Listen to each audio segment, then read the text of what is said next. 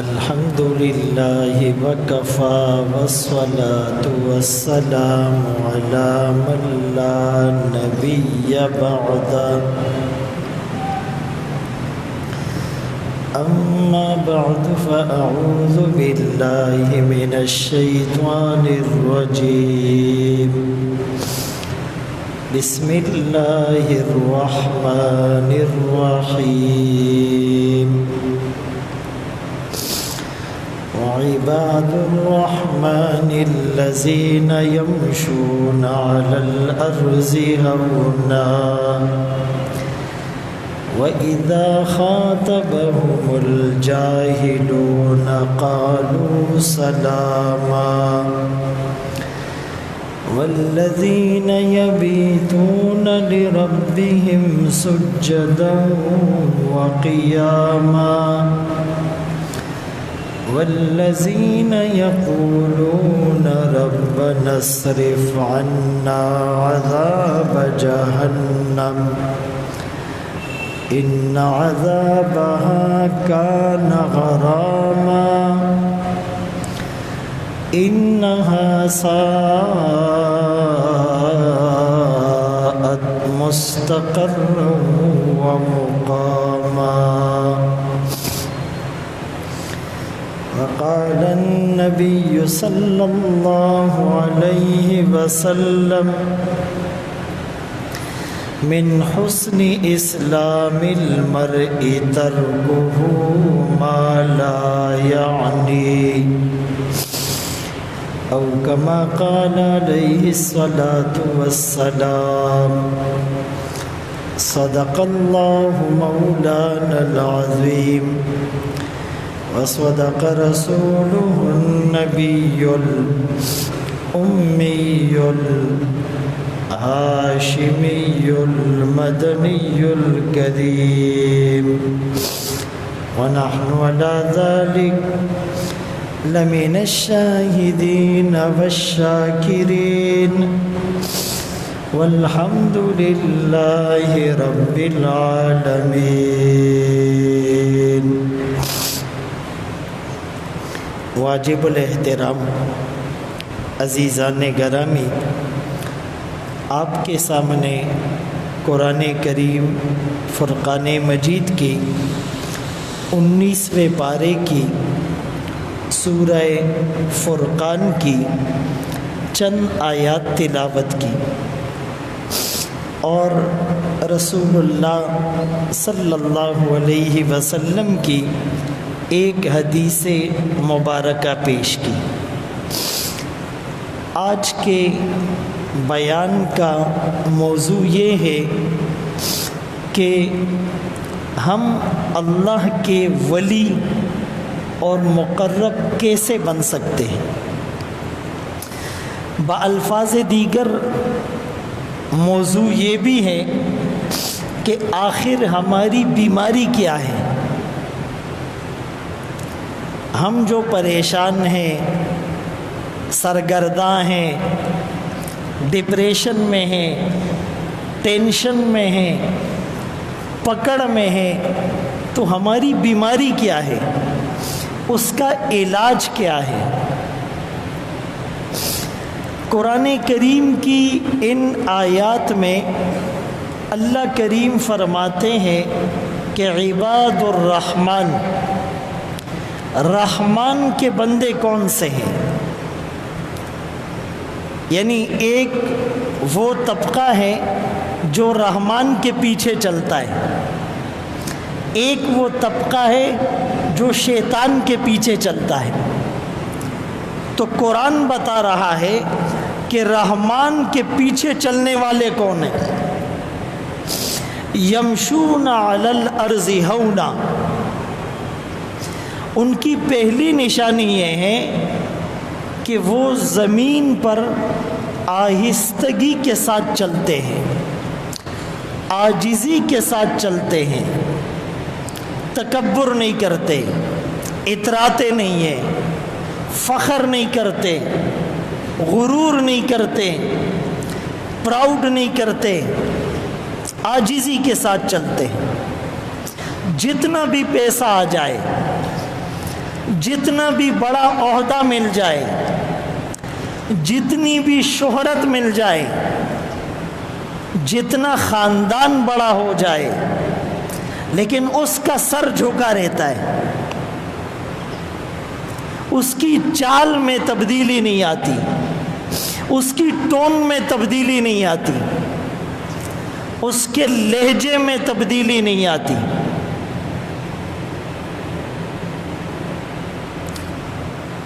اور دوسری نشانی وَإِذَا خَاطَبَهُمُ الْجَاهِلُونَ قَالُوا سَلَامًا، جب کوئی جاہل ان سے بحث کرتا ہے تو یہ سلام کہہ کر اپنا راستہ الگ کر لیتے ہیں، الجھتے نہیں ہیں۔ دنیا میں ایک قسم کے لوگ وہ ہیں کہ جب آپ انہیں سمجھائیں گے تو وہ سمجھ جائیں گے، انہیں تو سمجھانا چاہیے، انہیں دلیل دینی چاہیے۔ اور ایک طبقہ وہ ہے کہ جب آپ انہیں سمجھانے کی کوشش کریں گے تو وہ اور زیادہ شور شرابہ کریں گے، بحث اور مباحثہ کریں گے، تو آپ نے ان سے الجھنا نہیں ہے، کفر کی طرف نکل جائے گا، اپنے ایمان کو خطرے میں ڈال دے گا، اول فول بکے گا۔ اسی لیے رحمان کے بندوں کی دوسری نشانی یہ ہے کہ جب وہ ایسے جاہلوں سے خطاب کرتے ہیں تو قالوا سلاما، اپنا راستہ الگ کر لیتے ہیں۔ قرآن کریم نے ایک دوسری آیت میں اس کو یوں فرمایا اذا سمعوا اللغو اعرضوا عنہ، جب وہ کوئی فضول بات سنتے ہیں، کوئی لغو بات سنتے ہیں، کوئی بیہودہ بات سنتے ہیں، کسی کی بات سنتے ہیں، کوئی اول فول سنتے ہیں تو کنارہ کر لیتے ہیں۔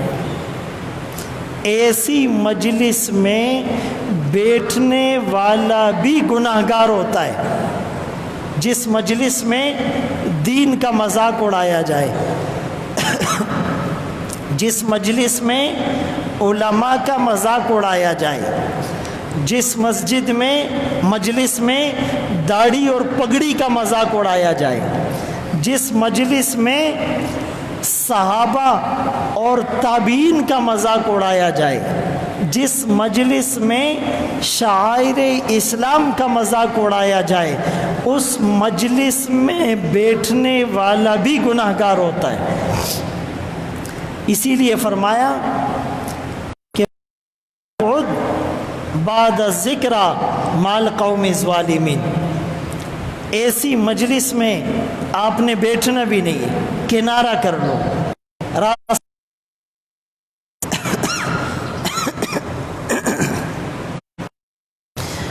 تیسری نشانی یبیتون لربہم قیاما، وہ اپنے رب کے سامنے سجدے میں پڑے، یعنی صحابہ دن کو دعوت دیتے، رات کو دعا کرتے تھے۔ ہم تو بد دعا کرتے ہیں، صحابہ دن کو دعوت دیتے، اور جن لوگوں نے دن میں پتھر مارے، سخت، جن لوگوں نے دن میں راستے میں کانٹے بچھائے، جن لوگوں نے دن میں اوپر سے کچرا پھینکا، جن لوگوں نے دن میں آپ کے خلاف سازشوں کے جال بھی، اللہ صلی اللہ علیہ وسلم اور صحابہ رات کو ان کے لیے دعا کر رہے ہیں۔ نہ ہمیں صحابہ کی طرح دعوت آئی، نہ ہمیں صحابہ کی طرح دعا آئی، ہماری دعوت بھی ناقص، ہماری دعائیں بھی ناقص۔ بلکہ میں نے عرض کیا کہ دعا تو بہت کم لوگ کرتے ہیں، بد دعا دیتے ہیں۔ تو تیسری نشانی یہ ہے کہ فرمایا یبیتون لربہم سجدا وقیاما، ساری رات اللہ کے سامنے سجدے میں، قیام میں، دعا میں، رونے دھونے میں گزار دی۔ ہمارا کام ہے راتوں کو رونا یاد دل بھر میں، ہماری نیندیں محو خیال یار ہو جانا۔ اور چوتھی نشانی، وہ ہر وقت اپنے آپ کو جہنم سے بچانے کی دعا مانگتے ہیں۔ ربنا اصرف عنا عذاب جہنم، اے اللہ ہمیں جہنم کے عذاب سے بچا۔ نیکی کر کے بھی روتے تھے، اے اللہ حق ادا نہیں کیا، ہم گناہ کر کے بھی نہیں روتے۔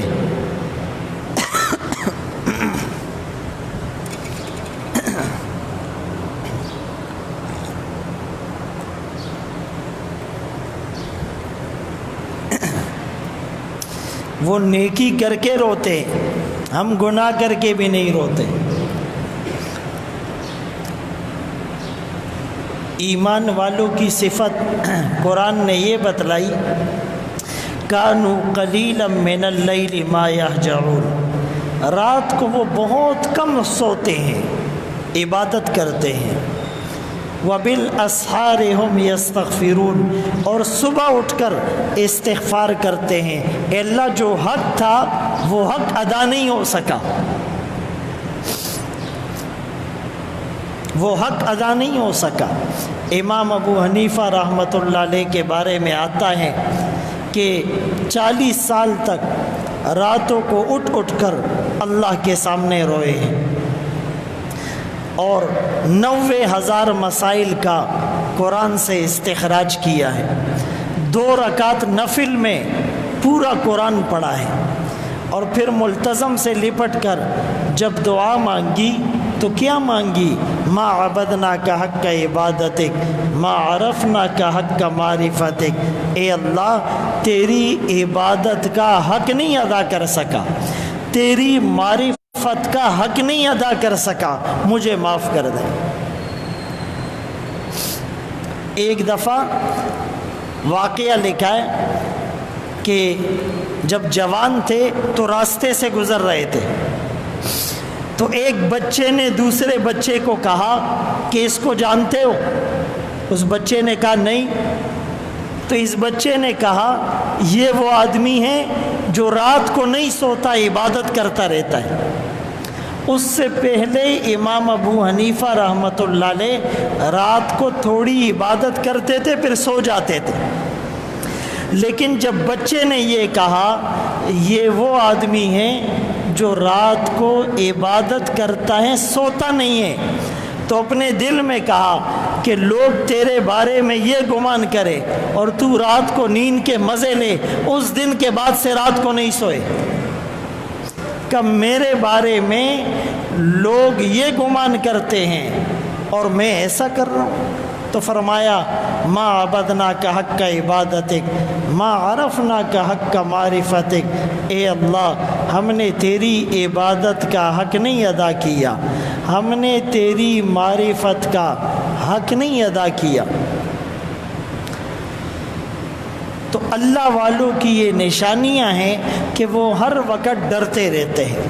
اب آپ کو میں ایک واقعہ سناتا ہوں۔ جنید بغدادی رحمۃ اللہ علیہ، کتنا بڑا نام ہے، اللہ کے بہت بڑے ولی ہیں، بلکہ ولیوں کے سردار ہیں۔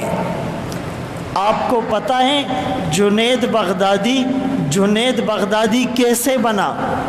مسجد بھری ہوئی ہے، لوگ بیٹھے ہوئے، جنید بھی بیٹھا ہوا ہے، تو ایک شخص کھڑے ہو کر کہتا ہے اس مجلس میں، اس مسجد میں جو سب سے برا آدمی ہے، جو سب سے بڑا گناہگار ہے، وہ اٹھ کر باہر چلا جائے۔ ہم میں سے کوئی ہوتا نا منگ بیاو بلتا قتل چسوک پاسی، ہم ایک دوسرے کو دیکھتے کہ یار کون اٹھ کے جائے گا، ایسے دیکھتے۔ تو اس شخص نے اعلان کیا کہ اس مجلس میں جو سب سے برا آدمی ہے، جو سب سے بڑا گناہگار ہے، وہ اٹھ کر چلا جائے۔ جنید بغدادی رحمۃ اللہ علیہ خاموشی سے اٹھے اور باہر چلے گئے۔ جب یہ واقعہ علامہ شبلی رحمۃ اللہ علیہ کے سامنے بیان کیا گیا، فرمایا یہی وہ بات تھی جس نے جنید کو جنید بغدادی بنایا۔ اپنے آپ کو حقیر سمجھا، دوسروں کو اپنے سے افضل سمجھا۔ ہماری اصل بیماری کیا ہے؟ میں سب سے اچھا ہوں، میں اس سے اچھا ہوں۔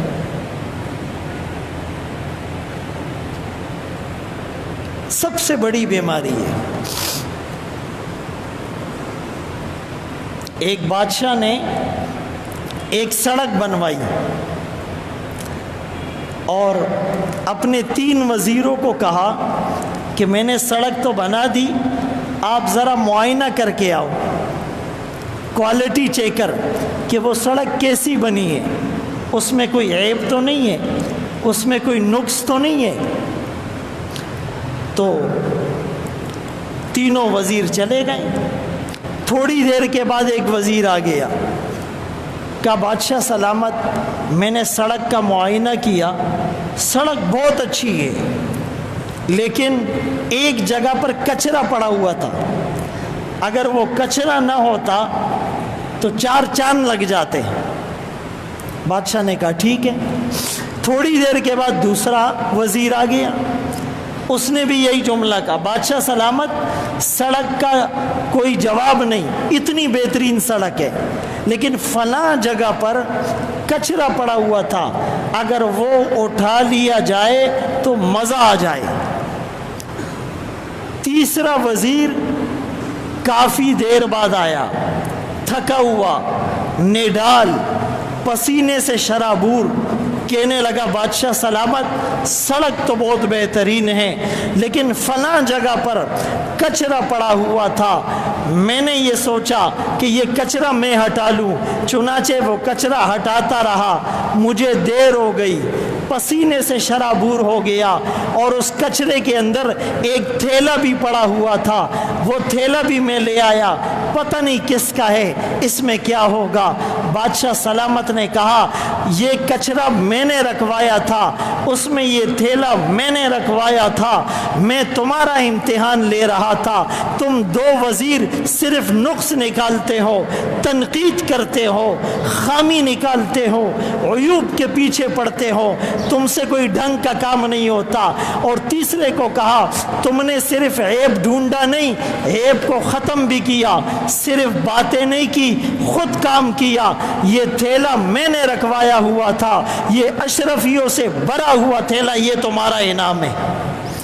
آج ہماری دوسری بیماری ہے، یار یہ مسجد تو بہت اچھی ہے لیکن صفائی نہیں ہوتی، یار یہ وضو خانے میں کچرا ہوتا ہے، خادم تبستر گراؤ بس۔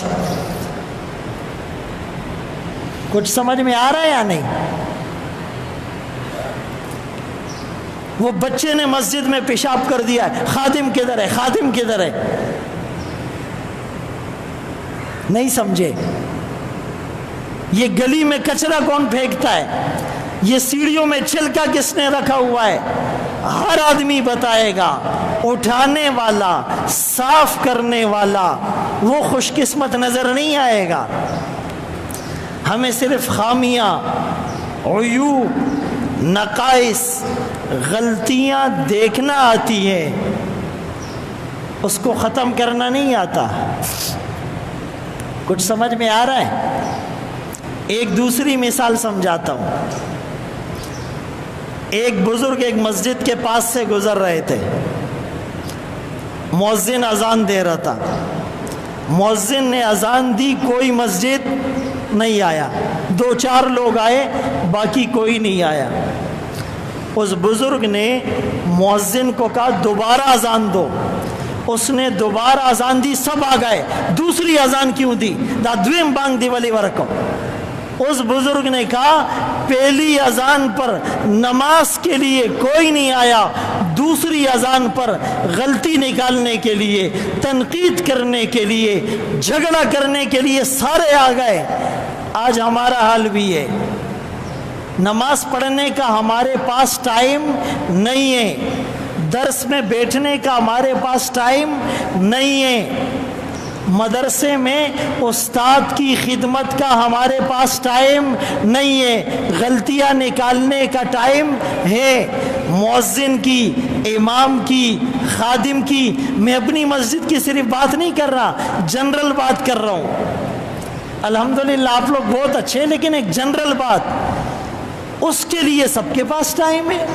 آج نماز لمبی پڑھائی، آج نماز مختصر پڑھائی، آج 1 منٹ لیٹ ہو گیا، آج بیان تھوڑا لیٹ ہو گیا، آج مسجد میں صفائی نہیں تھی، آج مسجد میں پانی نہیں تھا، آج جنریٹر خراب تھا، آج UPS خراب تھا۔ بھائی اپنے گھر میں بھی اونچ نیچ ہوتی ہے، یہاں ہزاروں نمازی ہر نماز میں ہوتے۔ الحمدللہ یہ ہماری آپ کی خوش قسمتی ہے، ہماری نمازی ہمارے مسجد کے ہر نماز میں ہزاروں نمازی ہوتے، جمعے میں 3-4 ہزار کا مجمع ہوتا ہے، پانی سب کو مل رہا ہے، پنکھے کی ہوا سب کو مل رہی ہے، بلکہ شروع میں جب 1-2 پنکھے یہ بڑے لگے تو سب ادھر بیٹھتے تھے، ادھر مسجد خالی ہوتی تھی۔ ایک یہ سوچے کہ میرے بھائی کو ہوا مل جائے میں ادھر بیٹھ جاؤں، ایک یہ کہ مجھے ہوا مل جائے دے بخپل کار کی۔ سمجھ میں آ رہا ہے ہماری بیماری کیا ہے؟ میں اپنے آپ کو بھی کہہ رہا ہوں، میں اپنے آپ کو بھی کہہ رہا ہوں، سب کو کہہ رہا ہوں، ہماری بیماری کیا ہے؟ تو اس مسجد میں یا ہر مسجد میں پانی سب کو مل رہا ہے، ایک آدمی وضو میں اتنا پانی ضائع کرتا ہے کہ اس سے 4 آدمی وضو کر سکتے ہیں۔ غلط تو نہیں کہہ رہا ہوں، نل کا کھلا ہوا ہے اور دے گیرا کی لی گیا دے دے وختو کی لی گیا دے اور زان نہ چمڑا لڑکئی۔ اپنے گھر میں اتنا موٹر چلتی ہے، بل آتا ہے، بھائی میری باتوں سے کسی کی دل آزاری ہو تو پیشگی معذرت۔ سمجھ میں آ رہی ہے بات؟ اپنے گھر میں اتنا پانی استعمال نہیں کریں گے مسجد میں، اور مسجد کا میٹھا پانی، ٹھنڈا پانی کولر بھر بھر کے گوداموں میں لے کر جا رہے، کہاں سے جائز ہے یہ؟ لاکھوں روپے گودام میں کماتے ہو، دکان میں کماتے ہو، فیکٹری میں کماتے ہو، مسجد کو دینے کے بجائے مسجد سے لے رہے ہو۔ بھائی اگر ہر آدمی مسجد سے کولر بھر کے جائے گا تو مسجد میں آنے والوں کو پانی ملے گا، مدرسے میں پڑھنے والے بچوں کو پانی ملے گا۔ 1100-1200 بچے بچیاں ہیں، ابھی تو لاک ڈاؤن ہے، نئے داخلے ہم نے کھولے، 350 داخلے آ گئے۔ تو خدا را مسجد سے پانی لے جانا بند کر دو، خرچہ کرو، خرچہ۔ جس کے پاس پانی کا خرچہ بھی نہ ہو، میں دل سے کہہ رہا ہوں وہ چھپکے سے مجھ سے ملے، میں اس کا انتظام کروں گا، اللہ کرے گا، لیکن مسجد سے یہ چیزیں جائز نہیں ہیں۔ اب کسی کو روکو ناراض ہو جاتا ہے، زید جمعات نہ من اکڑم۔ بھائی حق بات تو ہم کریں گے، کستاس اڑوچ بھی پھر بھی کریں گے، کسی کا دل ٹوٹتا ہے حق بات کریں گے، ہاں ہم سے غلطی ہو جائے ہم ممبر پر بیٹھ کر معافی مانگیں گے، لیکن شریعت شریعت ہے۔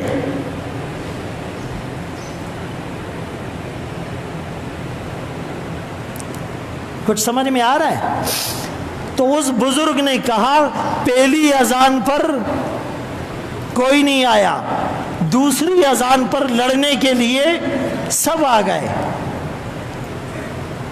تو بھائی اپنی خرابیوں کو ہم دور کریں۔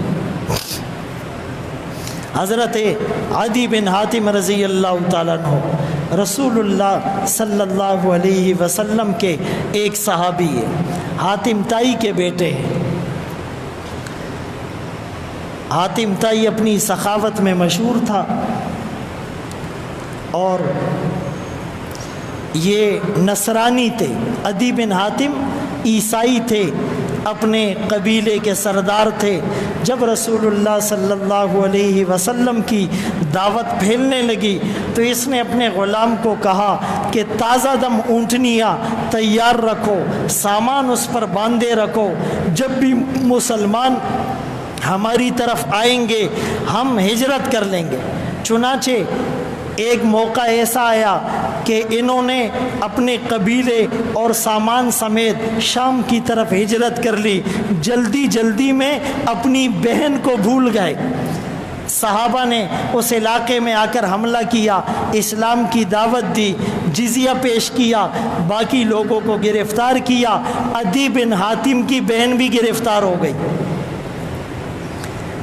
رسول اللہ صلی اللہ علیہ وسلم کو پتہ چلا کہ قیدیوں میں ایک عورت ہیں جو حاتم تائی کی بیٹی ہے۔ حاتم تائی کا زمانہ رسول اللہ صلی اللہ علیہ وسلم سے پہلے کا زمانہ ہے۔ تو آپ کو پتہ چلا وہ تو بہت بڑا سخی تھا، اس کی بیٹی قید میں، تو آپ اس کے پاس آئے۔ اس نے رسول اللہ صلی اللہ علیہ وسلم کو کہا ہلک الوالد وغاب الوافد فمن علی من اللہ علیک، میرے والد کا انتقال ہو گیا، میرا بھائی بھاگ گیا، آپ مجھ پر احسان کرے، اللہ آپ پر احسان کرے گا، آپ مجھے رہا کر دے۔ آپ نے اسے رہا بھی کیا۔ جب رہا کیا تو اس نے کہا میرے قبیلے والوں کا کیا ہوگا؟ بعض روایات میں آتا ہے آپ نے قبیلے والوں کو بھی رہا کر دیا، آپ نے اسے سواری بھی دی، آپ نے اسے کھانا بھی دیا، آپ نے اسے خرچہ بھی دیا۔ جب وہ قبیلے والوں کو لے کر اپنے بھائی کے پاس گئی، پہلے تو بھائی پر غصہ ہوئی، القاطع الظالم، تم کیسے بھائی ہو؟ اپنی بیوی بچوں کو لے کر تم نکل گئے، مجھے بھول آئے، مجھے چھوڑ آئے۔ بہرحال بھائی نے دلاسا دیا، منایا، کہا تم نے اس رسول کو کیسے پایا؟ اس نے کہا اس سے بڑا تو کوئی کریم نہیں، اس سے بڑا تو کوئی سخی نہیں، اس نے خرچہ بھی دیا، کپڑے بھی دیے، سواری بھی دی، آزاد بھی کیا، میری وجہ سے میرے قبیلے والوں کو بھی آزاد کیا۔ آپ بھی جا کر اس کی خدمت میں جا کر کلمہ پڑھ کر مسلمان ہو جائے۔ رسول اللہ صلی اللہ علیہ وسلم نے حاتم تائی کی بیٹی کو آزاد کرتے وقت ایک جملہ کہا تھا، واللہ انی لارجو ان یجعل ید عدی فی یدی، میں اللہ سے امید کرتا ہوں کہ عدی کا ہاتھ میرے ہاتھ میں ہوگا، وہ مسلمان ہوگا۔ چنانچہ حضرت عدی بن حاتم نے فوراً رخت سفر باندھا، رسول اللہ صلی اللہ علیہ وسلم کی خدمت میں آیا، مسجد نبوی میں ملاقات کی۔ رسول اللہ صلی اللہ علیہ وسلم نے اس کا ہاتھ پکڑ کر اپنے گھر کی طرف روانہ ہوئے، ہاتھ پکڑے ہوئے ہیں۔ راستے میں ایک بڑھیا نے رسول اللہ صلی اللہ علیہ وسلم کو روکا، کچھ بات کرنے لگی، آپ اس کی بات کو توجہ سے سننے لگے۔ پھر حضرت عدی کو لے کر اپنے گھر گئے، تکیے پر اور بستر پر حضرت عدی کو بٹھایا، خود آپ زمین پر بیٹھ گئے۔ حضرت عدی کہنے لگے ان تین باتوں نے میرے دل میں یہ بات راسخ کر دی، یہ بادشاہ نہیں ہو سکتا، یہ نبی ہوگا۔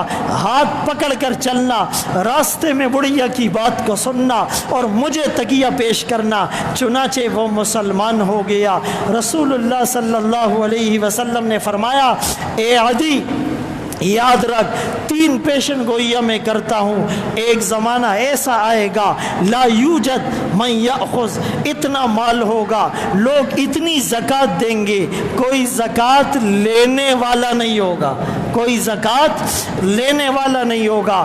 دوسری پیشن گوئی یہ سن، ایک عورت چلے گی من القادسیہ الی البیت لا تخاف احدا الا اللہ، قادسیہ سے چلے گی، بیت اللہ کا سفر کرے گی، اکیلی ہوگی، زیورات سے لدی ہوئی ہوگی، اس کو کوئی خوف نہیں ہوگا، کوئی زیورات چھین لے گا، کوئی میری عزت پر ڈاکہ ڈالے گا۔ اور فرمایا تیسری بات یہ ہے اللہ اکبر کبیرہ کہ کنوز کسریٰ بن ہرمز قد صارت الیہم، کسریٰ کے خزانے یہاں گلیوں میں پڑے ہوئے نظر آئیں گے۔ حضرت عدی فرماتے ہیں دو چیزوں کو میں نے اپنی آنکھوں سے دیکھا، دو چیزوں کو میں نے اپنی آنکھوں سے دیکھا، قادسیہ سے عورت چلتی تھی، بیت اللہ آتی تھی، کوئی خوف نہیں ہوتا تھا۔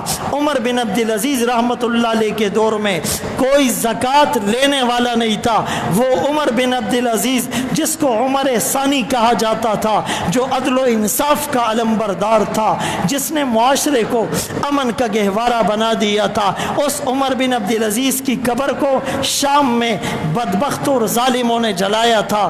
تو فرمایا کہ دو چیزیں میں نے اپنی آنکھوں سے دیکھی، اور تیسری چیز بھی انشاءاللہ لابد کائنن ضرور ہو کر رہے گی۔ فرمایا بعد میں ایسا زمانہ بھی آیا کہ کسریٰ بن ہرمز کے خزانے مدینے کی گلیوں میں اور مسجد نبوی کے سامنے پڑے ہوئے تھے۔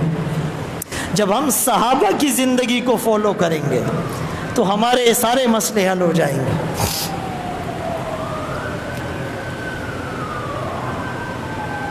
اب میرے محترم دوستو، بھائیو، بزرگوں، اصل مسئلہ کیا ہے کہ ہم اپنی بیماریوں کو ڈھونڈیں، اپنی خامیوں کو ڈھونڈیں۔ ایک ہماری بیماری یہ ہے کہ چند جملے ہم مذاق میں کہتے ہیں، لیکن اس سے انسان دائرہ اسلام سے نکل جاتا ہے۔ چند جاہلانہ جملے جس سے انسان کفر تک چلا جاتا ہے۔ ایک جملہ کہ نمازیں بخشوانے گئے تھے، روزے گلے پڑ گئے، یہ محاورہ کہتے ہیں لوگ یا نہیں؟ اب شریعت میں اس کا کوئی ثبوت نہیں ہے، یہ گناہ ہے۔ فرمایا جس نے رسول اللہ صلی اللہ علیہ وسلم پر نازل شدہ دین کی کسی بات کا مذاق اڑایا، اس نے کفر کیا۔ روزے گلے پڑ گئے، یہ روزے کا مذاق ہے، یہ روزے کو بوجھ سمجھا جا رہا ہے، اس لیے ایسا نہ کہیں۔ بعض لوگ کہتے ہیں کہ جی 100 چوہے کھا کر بلی حج کو چلی۔ اسلام کہتا ہے کہ حج کرنے کے بعد سارے گناہ معاف۔ اسلام کہتا ہے کہ جس کا حج قبول ہوا ایسے گناہوں سے پاک جیسے ماں کے پیٹ سے نکلا تھا، کوئی گناہ نہیں کیے تھے۔ اور یہ کہتا ہے کہ نہیں 100 حج کرنے کے بعد بھی، کہتے کوئی فائدہ نہیں ہوتا۔ اور پھر حج کا تعلق آپ چوہے کے ساتھ کر رہے ہیں، اتنا مقدس فریضہ۔ یہ جملے مسلمانوں کے پھیلائے ہوئے نہیں ہیں، ان جملوں سے اعتراض کریں۔ اور بعض لوگ کہتے ہیں محبت اور جنگ میں سب جائز ہے، محبت اور جنگ میں سب جائز ہے۔ بھائی اسلام میں کچھ جائز نہیں ہے، یہ گندی محبت شریعت میں جائز نہیں ہے، یہ فیس بک کی محبت شریعت میں جائز نہیں ہے۔ لڑکا 10 لڑکیوں کو لائن دے رہا ہوتا ہے اور لڑکی 10 لڑکوں کو، اسلام میں اس کا کوئی کانسیپٹ نہیں ہے۔ لا طاعۃ لمخلوق فی معصیۃ الخالق، جنگ ہو یا محبت، اسلام اس کے لیے باؤنڈریز بتاتا ہے۔ جنگ میں عورت پر ہاتھ نہیں اٹھانا اگر وہ لڑے نہیں، بچے پر ہاتھ نہیں اٹھانا، بوڑھے پر ہاتھ نہیں اٹھانا، جو خود تلوار رکھ دے اس پر ہاتھ نہیں اٹھانا۔ ہم اٹھا رہے ہوتے۔ تو بہرحال ہمارے پاس 2 آپشن ہیں زندگی گزارنے کے لیے، ہمارے پاس 2 آپشن ہیں۔ ایک فَاذْكُرُونِي يَذْكُرْكُمْ، کہ ہم قرآن کریم کی سورہ بقرہ کی اس آیت پر عمل کریں۔ اللہ فرماتے ہیں مجھے یاد کرو میں تمہیں یاد کروں گا۔ اس بچے کو بولے ہاتھ ہٹائے پنکھے سے۔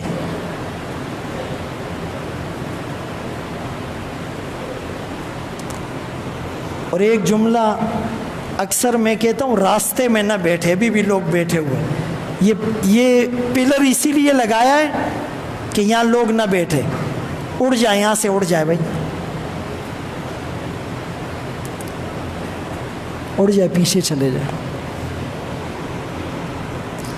بعض لوگ مجھے کہتے ہیں مولانا صاحب آپ جذباتی ہو۔ بھائی 15-16 سال سے ایک چیز بتا رہے ہیں، خبی خود اللہ نے سنی سلے۔ اور دوسری بات یہ کہ بیان کے دوران آگے نہیں آؤ، یو خوب لیٹ راشی او ټولو باندې بخپیک دی را روان بھئی، کله کله خو میړه کېږي چې ممبر ورته پرېږدم دلته راشه، بھائی جب لیٹ آئے تو پیچھے بیٹھو. ایک تو لیٹ آئے پھر سب کو ہٹا کے آگے آ رہا ہے. آئندہ جو ایسے آئے گا میں ممبر سے اتر کے کہوں گا ادھر آ جاؤ. بھائی کچھ تو یار سینس ہوتی ہے, کچھ عقل ہوتی ہے. جلدی آؤ آگے بیٹھو, لیٹ آؤ تو پیچھے بیٹھو. ٹھیک ہے, اللہ کو نظر آ رہا ہے تمہارا کتنا شوق ہے.